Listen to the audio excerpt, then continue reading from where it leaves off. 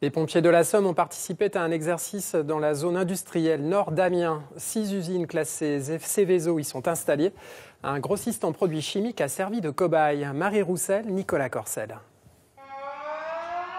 14h41, la sirène retentit et marque le début de l'exercice. Le scénario, une fuite d'acide chlorhydrique sur une citerne avec création d'un nuage toxique. Un blessé fictif est évacué par ses collègues, des salariés de l'usine formés à l'urgence.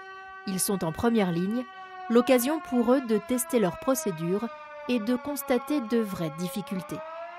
On a eu un avarie de matériel, chose qui n'arrive jamais et c'est vraiment pas de chance. Donc là, on est dépassé par la situation, des choses qui arrivent.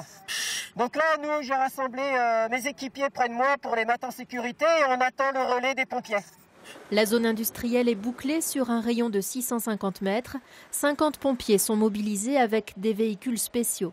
Car il ne s'agit pas d'un accident classique, mais bien d'un scénario de risque toxique. Un risque réel sur cette zone industrielle où 6 entreprises sont classées Céveso. La cellule mobile d'intervention chimique est mobilisée pour aller colmater la brèche.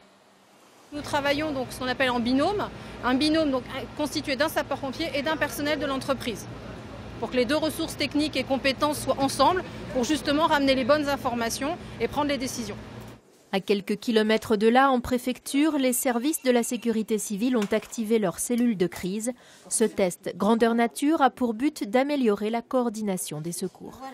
L'essentiel, c'est parfaitement bien passé, mais après, il y a parfois aussi des petits rouages à corriger, à améliorer, des circulations parfois plus fluides d'informations. De cet exercice sortira au mois de mai un nouveau plan d'intervention lié au risque industriel, valable pour les 3 prochaines années. Il y a 75 ans, jour pour jour, le